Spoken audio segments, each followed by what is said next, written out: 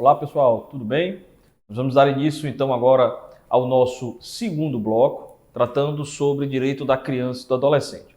No bloco anterior, nós focamos na compreensão da doutrina da proteção integral. A gente destacou que compreender a doutrina da proteção integral é uma medida extremamente importante para que a gente consiga ter uma lente interpretativa, uma lente para praticar o raciocínio lógico relacionado a toda e qualquer questão que envolva a criança e o adolescente. A partir dela, a gente vai conseguir, se cair uma questão do estatuto, você vai conseguir ter uma chance muito maior de responder com êxito do que sem saber o que é a proteção integral, tá certo? E aí fica uma dica, não deixem, pessoal, para assistir os blocos com uma distância de tempo muito grande, porque você acaba esquecendo o que foi conversado, o que foi estudado no bloco anterior, tá certo? Tente estudar os blocos em conjunto,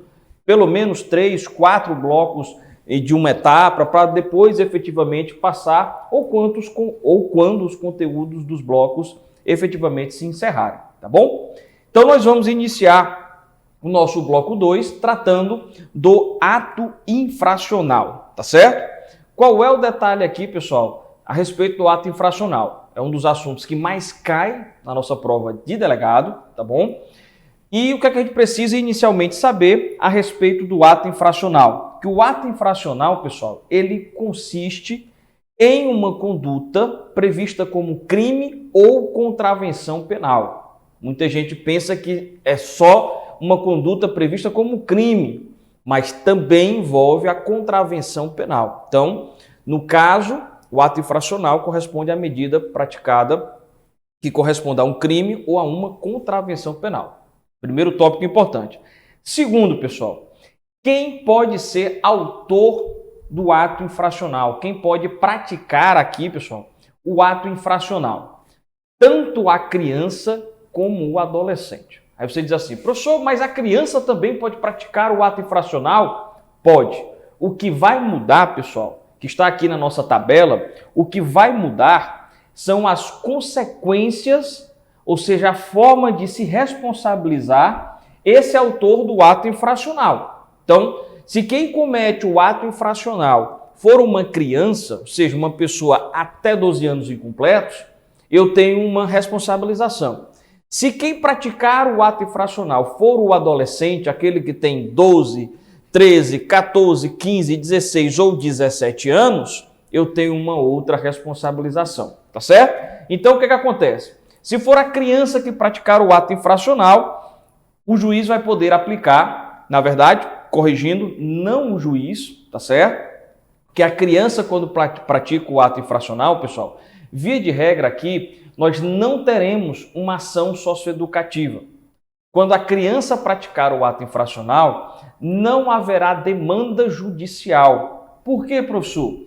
Porque vai se aplicar a ela o que a gente chama de medidas de proteção, tá certo? Medidas de proteção. Nós vamos ver o que é, tá certo? Mas vai se aplicar a ela medidas de proteção. E quem vai aplicar a ela, professor Rafael, essas medidas de proteção? As medidas de proteção, pessoal, via de regra, serão aplicadas pelo Conselho Tutelar. É competência do Conselho Tutelar aplicar as medidas de proteção, com a exceção a do inciso 8º e do inciso 9º, porque aí essas duas precisam de decisão judicial. A gente vai ver por quê, tá certo? Então, veja só. Criança praticou o ato infracional. Qual a consequência? Medida de proteção. Posso aplicar medida socioeducativa? De forma nenhuma, não posso. Só posso aplicar medida de proteção. Quem vai aplicar essa medida de proteção? Conselho Tutelar. Vai ter demanda judicial? Não. É um processo administrativo, tramitando no Conselho Tutelar, que é um órgão colegiado, previsão também no Estatuto da Criança e Adolescente, que é criado, o Conselho Tutelar é criado por lei municipal, todo município deve ter pelo menos um Conselho Tutelar. Então, o Conselho Tutelar é quem vai aplicar essa medida de proteção, com exceção dos últimos 2 incisos, tá certo? E se for o adolescente, professor, que praticar o ato infracional, o que é que vai acontecer com ele? Aí eu posso aplicar medida de proteção e ou medida socioeducativa, certo? Ou seja, o juiz aqui agora, no caso, poderá aplicar a medida socioeducativa, só ela, poderá aplicar só a medida de proteção, poderá aplicar medida socioeducativa e medida de proteção, tá certo? O mais comum na prática é a gente observar a aplicação de medidas socioeducativas, mas o Estatuto permite que o juiz aplique medida de proteção e medida socioeducativa juntos, ou uma ou a outra também de forma separada. E aí, no caso do adolescente, pessoal, nós teremos o quê? Uma ação socioeducativa, que é a ação que vai apurar o ato infracional. E aí gera-se, portanto, uma demanda judicial, tá certo? Nós vamos ver que essa dinâmica da prática do ato infracional voltada para o adolescente, ela gera toda uma série de etapas de apuração do ato infracional, que passa desde a etapa policial, fase de investigação, a etapa ministerial, ou seja, uma etapa que é feita com o promotor de justiça, até finalmente chegar na etapa judicial. A gente vai ver todos esses momentos, tá bom? Então, veja só. O que são as medidas de proteção, professor?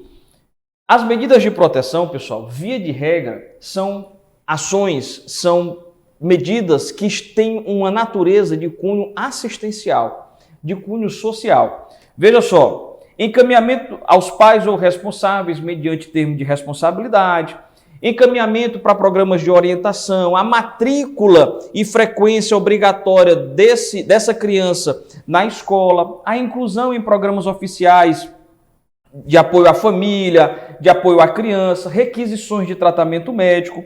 E aí, lá no inciso 8º e no inciso 9º, onde eu tenho a inclusão em programa familiar, de acolhimento familiar e colocação em família substituta, são as duas medidas de proteção que o Conselho Tutelar sozinho não consegue aplicar. Por quê? Porque, nesse caso, para colocar a criança em programa de acolhimento familiar ou em colocação em família substituta, obrigatoriamente o Estatuto exige uma decisão judicial. Então, nesses dois casos, haverá necessidade do Conselho Tutelar provocar o Ministério Público para que seja instaurado, então, um procedimento para a colocação em família substituta ou a colocação em acolhimento familiar daquela criança que praticou o ato infracional. Isso se for o caso, pessoal, né? Obviamente, se a demanda daquele ato infracional assim exigir.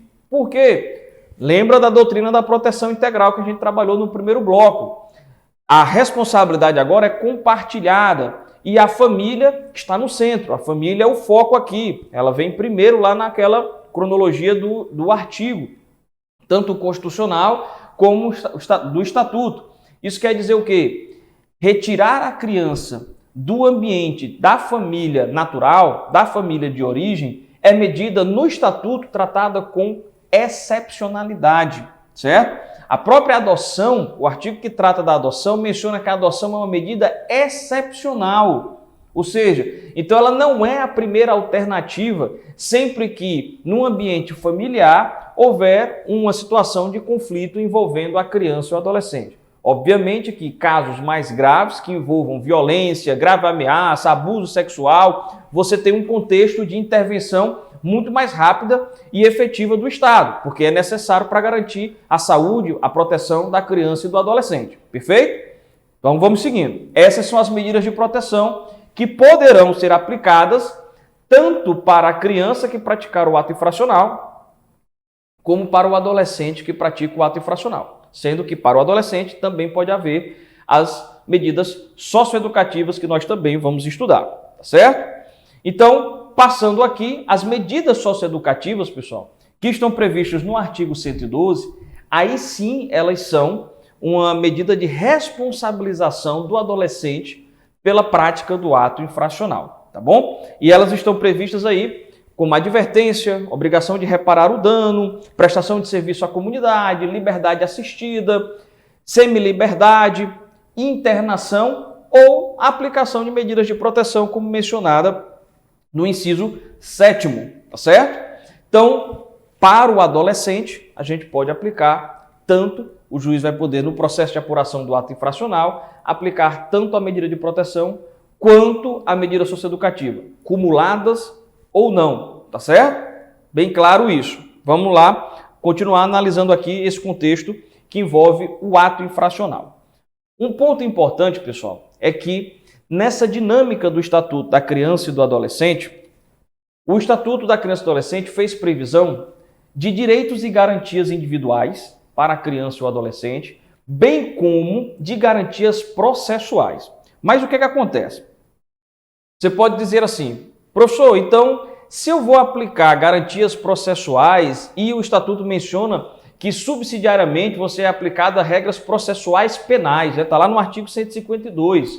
Então quer dizer que se trata de uma demanda do ato infracional, a apuração dele, esse procedimento, de uma demanda penal, de uma demanda criminal, mas isso não é uma característica lá dos códigos anteriores, não houve rompimento aqui de paradigma. Veja só, o que se está trazendo para o ato infracional, para a apuração do ato infracional, são garantias do devido processo legal para a criança e o adolescente, para observar justamente o tratamento dele como sujeito de direito e não mero objeto de intervenção. Mas é muito importante que fique claro, pessoal, que a apuração do ato infracional é um procedimento civil.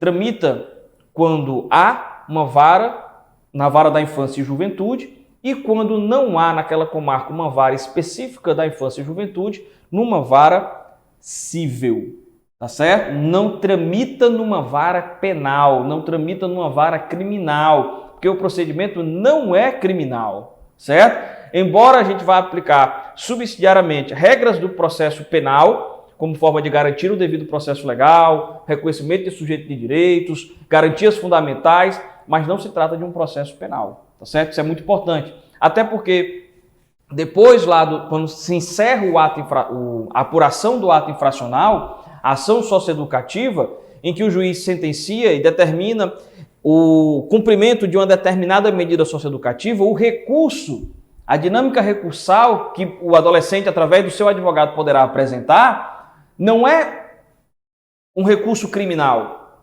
O recurso dele não vai para uma câmara do tribunal penal, vai tramitar dentro da dinâmica dos recursos cíveis, tá certo? Então isso é muito importante, já caiu em prova, então é importante a gente ter essa noção, pessoal, tá bom?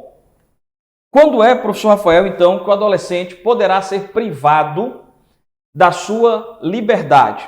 Nós temos aqui, pessoal, uma dinâmica que vai ser parecida com a do processo penal, tá certo? Ora, porque se para o adulto ele só pode ser privado da liberdade em dois casos, flagrante e mediante ordem judicial, para o adolescente não seria diferente. Então, nós temos aqui no Estatuto a previsão de que somente em situação de flagrante de ato infracional ou mediante ordem judicial fundamentada, esse adolescente poderá ser apreendido, certo? Privado aí de sua liberdade. Mas aí inicia-se então toda uma série de dinâmicas relacionadas a isso que nós vamos estudar, tá certo? O que acontece? Ainda nesse contexto, pessoal, da compreensão de direitos e garantias individuais que envolve a criança e o adolescente, já a gente vê essas etapas, né? Nesse bloco ou no próximo, nós vamos ver as etapas que envolvem a apuração do ato infracional, ainda sobre os direitos e garantias da criança e do adolescente. No momento da sua apreensão, o adolescente tem determinados direitos que são reflexos da questão processual penal, do devido processo legal, tá certo?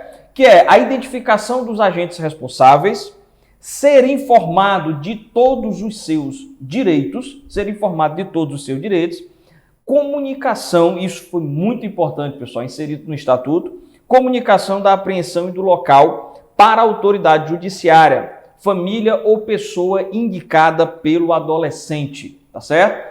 Caso não haja essa comunicação, pessoal, o agente, a autoridade policial, pode responder pelo crime previsto no Estatuto, lá no artigo 231, que é deixar a autoridade policial responsável pela apreensão de criança ou adolescente de fazer imediata comunicação à autoridade judiciária competente e à família do apreendido ou à pessoa por ele indicada, tá bom? Então, adolescente foi apreendido, imediatamente tem que ser feita a comunicação à autoridade judiciária, tá certo?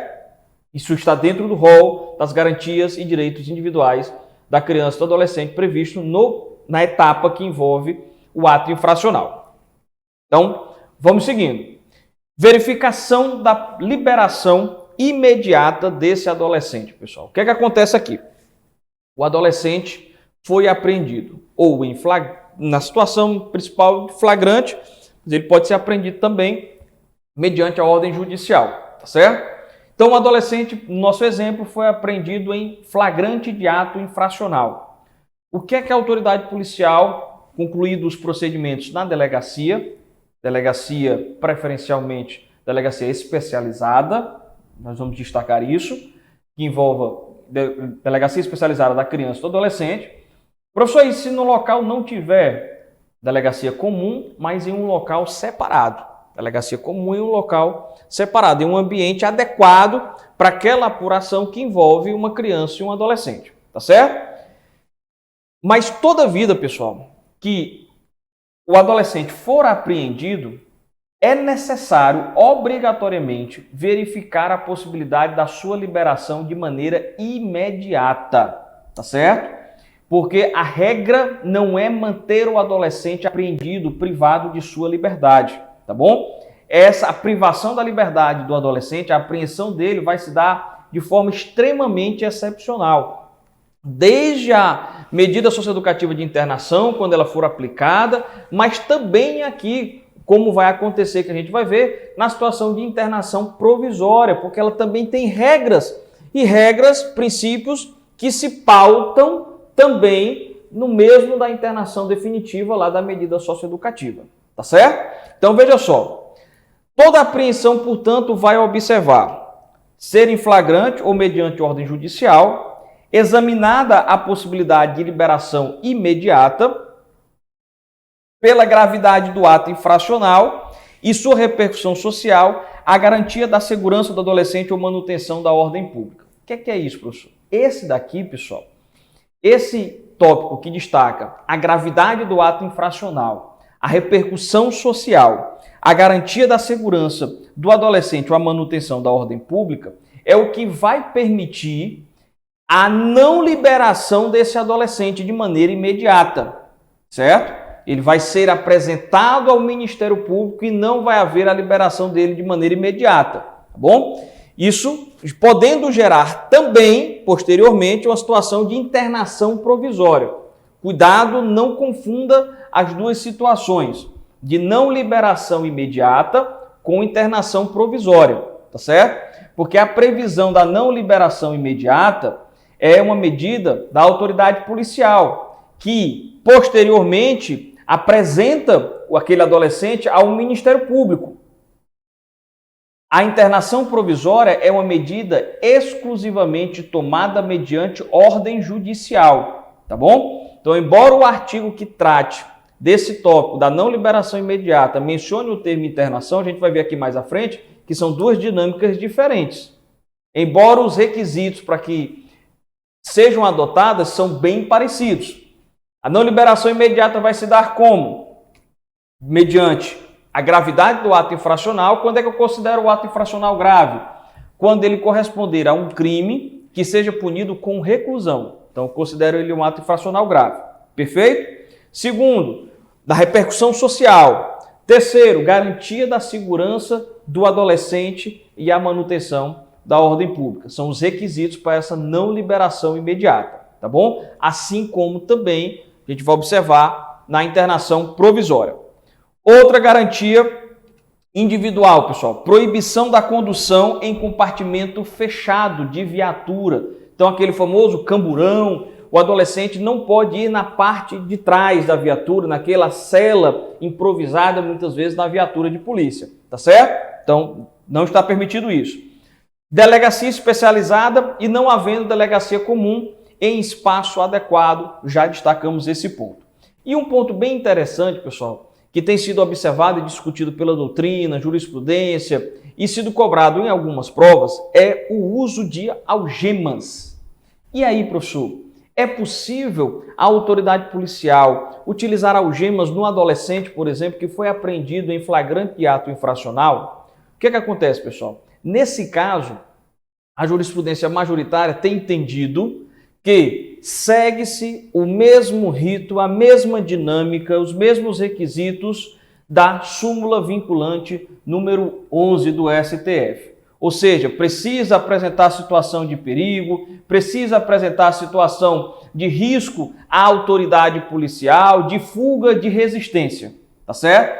Não teve situação de perigo, não teve resistência, não tem situação de fuga, então não tem por que usar algema. Agora, teve situação de perigo, a vida da autoridade policial ou de terceiros, teve situação de resistência à apreensão do adolescente, teve situação, possibilidade de fuga, então a autoridade policial poderá utilizar a algema no adolescente. Agora, isso vai precisar ser ainda mais excepcional do que no adulto, obviamente, porque nós estamos diante de uma dinâmica completamente distinta da do adulto, certo? Então, vou seguir a súmula vinculante número 11, mas também observar toda a dinâmica da condição peculiar de pessoa em desenvolvimento, da doutrina da proteção integral, do tratamento como sujeito de direitos. Perfeito? Então, vamos seguindo. Internação provisória, pessoal. Já que a gente falou da possibilidade de não liberação desse adolescente pela autoridade policial, vamos separar essa não liberação, que a gente vai destacar em um próximo slide, da internação provisória, tá certo? Medida que vai acontecer mediante ordem judicial, obrigatoriamente, fundamentada em indícios suficientes de autoria, materialidade, demonstrada a imperiosa necessidade e apenas naquelas situações que envolvem repercussão social, ato infracional grave, tá bom? E a segurança, manutenção da segurança do próprio adolescente. Ou seja, tem que se justificar a necessidade da internação provisória para que ela seja permitida pela autoridade judiciária. E aí o que acontece, pessoal? A internação provisória, ela tem um prazo máximo para acontecer, para que o adolescente fique internado provisoriamente, que é de 45 dias. E aí o que acontece, o que gera isso no processo de qual é a consequência que isso gera no processo de apuração do ato infracional? Se o adolescente estiver internado provisoriamente, esse processo ele vai ter que terminar em 45 dias. Ele acaba ganhando um prazo para ser concluído, certo? Ou seja, os processos que envolvem criança e adolescente já são de prioridade, são processos que têm prioridade de tramitação, bom? Não sendo uma vara exclusiva da infância e juventude, uma vara civil, por exemplo, que acumula infância e juventude, os processos que envolvem criança e adolescente têm prioridade. Se aquele adolescente estiver apreendido na internação provisória, então aquele processo deverá durar o quê? 45 dias no máximo, tá certo? E aí, se não durar, professor, o adolescente deve ser posto imediatamente em liberdade, sob pena de praticar crime previsto no ECA de manter o adolescente preso apreendido, sem fundamentação legal, tá certo? Então, o processo da apuração do ato infracional continua e ele tem a sua liberação imediata da internação provisória se extrapolar os 45 dias, tá certo? Vamos lá. Outras garantias agora, pessoal, que sai do rol das garantias em direitos individuais e entra no rol das garantias processuais. Vou mencioná-las, mas a gente vai trabalhar com elas, sobretudo, no momento do estudo da apuração do ato infracional, que elas vão ficar bem claras de como elas vão acontecer, tá certo? Nenhum adolescente será privado de sua liberdade sem um devido processo legal. Ora, isso é uma questão constitucional, uma dinâmica constitucional que foi replicada aqui no Estatuto da Criança e do Adolescente. Devido processo legal é consequência de quê, professor? Doutrina da proteção integral, sujeito de direitos, tá certo? E aí nós temos o artigo 111, que trata das garantias processuais asseguradas à criança ou adolescente. Pleno e formal conhecimento da atribuição do ato infracional, mediante citação, a gente vai observar isso na apuração do ato infracional, igualdade na relação processual, olha aqui de novo, pessoal, a proteção integral sendo aplicada na prática, igualdade na relação processual, podendo se confrontar com vítimas, com testemunhas, produzir provas necessárias à sua defesa, defesa técnica por advogado, nos processos, pessoal, que apuravam a responsabilidade de adolescentes no Código de 79, no Código de 27, isso não acontecia. O adolescente não tinha garantido o seu direito de se manifestar, de falar no processo, de produzir provas. Aqui é reflexo de quê? Doutrina da proteção integral. Então, qualquer questão que limite isso daqui, mesmo que você não se lembre do artigo 111, você já sabe que está errada. Por quê? Porque viola a doutrina da proteção integral. Viram como foi importante estudar a proteção integral? Assistência judiciária gratuita e integral aos necessitados, direito de ser ouvido pessoalmente pela autoridade judiciária, autoridade competente, e direito de solicitar a presença de pais ou responsáveis, tá certo? Em qualquer fase do procedimento, pessoal. Isso é extremamente importante para que a gente possa compreender e analisar toda a dinâmica que a gente vai ver na apuração desse ato infracional, tá certo? Eu vou concluir o nosso segundo bloco apenas destacando o início das etapas que envolvem a apuração do ato infracional. E no bloco 3 a gente estuda como vai se dar as 3 etapas de apuração do ato infracional. A ação socioeducativa, pessoal, que é a ação judicial que apura o ato infracional, ela só vai se dar na última etapa, que é na etapa judicial. As 2 outras etapas são extremamente importantes, por isso a gente precisa conhecê-las, que é a fase policial e a fase ministerial. Então eu tenho, nesse contexto da apuração do ato infracional, um momento que envolve a dinâmica policial propriamente dita, a investigação, uma fase com o Ministério Público, tá certo? Que é uma dinâmica que, se você for comparar com a dinâmica do processo penal do adulto, ele não existe, certo? E aqui, ou se existe de maneira muito breve. E depois, a fase judicial, tá certo? Então, dessa forma, a gente conclui aqui o nosso segundo bloco e encontro você no nosso terceiro bloco. Forte abraço!